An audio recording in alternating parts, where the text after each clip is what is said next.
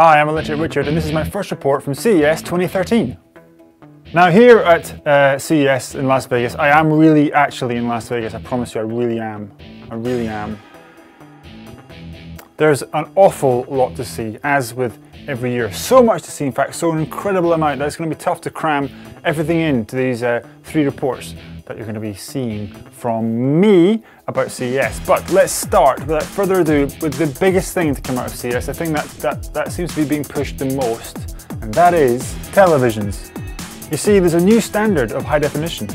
Some people call it super high definition, super HD. Others call it 4K. I'm going with the 4K term because basically it's kind of like 4 times the size of high definition. You see, those 4 spaces would be 1080p each, and when you put it all together, that's 4K. There's another standard after that called is it 8K? But in the meantime, I'm going to look at 4K because that's the one that's been pushed through. Of the main tech firms that exist on this planet, 4 big ones that are showing off their 4K TVs. That's Samsung, LG, Sony and Panasonic. They're all bringing out mega high resolution 4K TVs.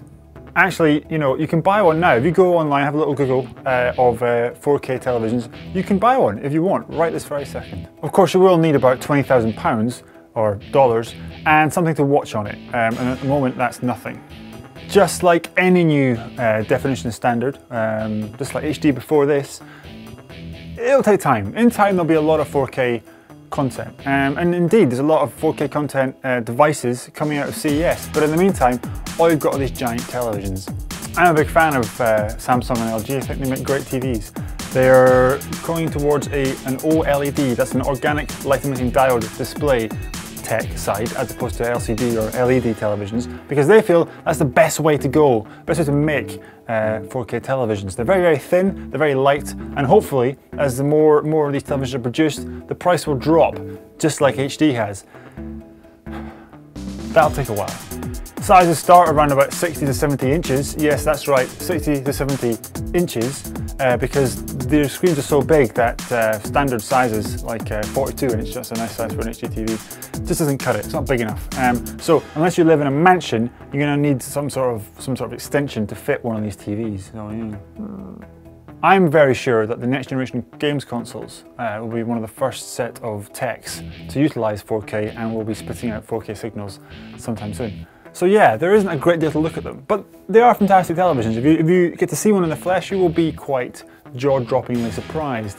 They do look very clear, very crisp, very beautiful. I just wish there was more to watch on them, other than the upcoming video games, of course. Now, don't take my word for it that the Xbox 720 and PS4 will have 4K compatibility. I just assume that that's the way it's going to go.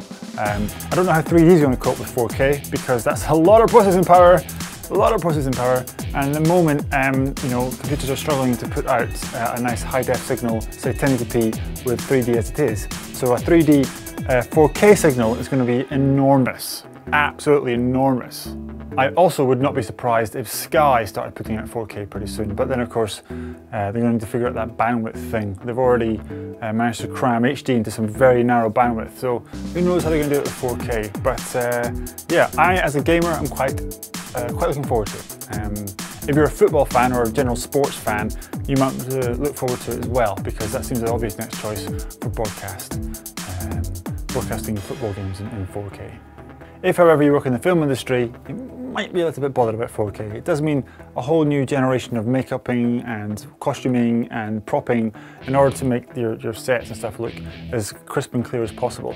Also, it's perhaps a little bit too clear for your nice kind of low frame rate, grainy films that have like a nice filmy feel to them. We're not including The Hobbit, of course, but that's a whole different video, so we're not going into The Hobbit. Keeping with 4K, Panasonic debuted a, well, let's just call it a prototype, because that's what it is. A 20-inch touchscreen tablet, which well, at the moment is not really for sale, because it's a prototype, and may never hit the market. But in the meantime, it exists. You touch it with your hands, it sits on a table, And I guess businesses will use it to display lovely things, and people come and have a look at their headquarters or offices, and big tech firms, or no, big design firms, sorry, will use it to show off new models that they're building and new architectural designs and so on. But that's just a little bit of a gimmick, and quite a few gimmicks at CES, that's what it's kind of renowned for. Talking of gimmicks, Audi, the car manufacturer, have been showing off a self-driving car. Okay, not self-driving, more of a computer-accompanied driving. It'll tell you when you're too close to another vehicle, it can maybe take over for you for a little bit if you fall asleep at the wheel or you're drunk. Don't drink drive. And it'll maybe tell you when you're low on gas, or when you're near home, or I don't know, the kind of things that your brain would tell you normally, this computer will tell you now. They've been testing this system in America, and they're now showing it off in CES. I have to say that since Google have already done theirs, this is probably kind of old news, and it's Audi. They're quite an expensive car manufacturer, so it's a little bit high end at the moment. So yeah, like I said, gimmicky. Sticking with the car theme for a moment, Velocity, that's an American company, I believe, have been debuting some of their new car tech. It's kind of an in-car Wi-Fi system, if you will. It can bring in your tweets and your Facebook messages and everything like that into your car without you having to sort of take your hands or your eyes off of the whole driving experience. In fact, if it detects you trying to update your status while you're driving, it will just switch off. So you have to pull over and use it, which is kind of daft. Well, you can use your phone for that. I don't know. You know, there's so much to cram into these videos that I think I'm just going to end this first one with something which is probably one of the bigger pushes at this year's CES, and that's smart tech. Now, if you're wondering what smart tech means, and if you don't know, that doesn't mean you're not smart. It just means that you live a normal life, and it doesn't really interest you. So, what it means is technology which has built-in kind of RFID chips and a little bit of software, which tells you what it's feeling, what it's thinking, what it wants, what you want it to do. I'd say first at the gate on all this is LG. Now, LG have already in the past introduced smart tech, but this is a whole new generation of it with RFID built in. The idea is that you can use your smartphone to talk to these devices and tell them what to do when you're not actually in. So say for instance you're at the shop and you think, oh no, I don't know what to buy at the shop, it's because, oh, I can't see my fridge, oh, I can't see my fridge. Well, you look at your phone points a camera inside the fridge and tells you what you have or haven't got. Another option is that the fridge will scan everything you put in there, and it'll tell you what you haven't scanned recently, therefore what you need to buy. Likewise, your washing machine, perhaps you put a load in and you think, oh, I haven't pressed the go button. Your phone, press a few buttons on that, suddenly it started and everything's okay. Likewise, if the machine breaks, it'll send a message to your phone telling you what's wrong with it exactly. That's called diagnostics. And there's also microwaves and vacuum cleaners and that kind of thing. It's not too far off the idea of an internet fridge, which is basically a fridge with the internet stapled or self-taped to it. So it's really a bit gimmicky. And the only way that all this stuff is really going to integrate into everybody's homes is if it becomes standard across every manufacturer of white goods. And that's very unlikely. We're not living in the Back to the Future Part 2 house just yet, but LG wants to get there just a little bit quicker. There's also a smart fork.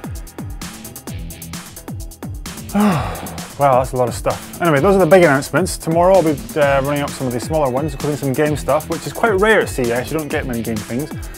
New handheld devices, and a few other trinkets and toys that I've spotted along the way. In the meantime, thank you very much for watching. Please subscribe, leave some comments, tell me what you've seen at CES, what you think CES ought to show. And do you think LG are doing the right thing with all this smart stuff? I personally don't, but what can you do? If they were to make a smart toaster, what would that toaster do?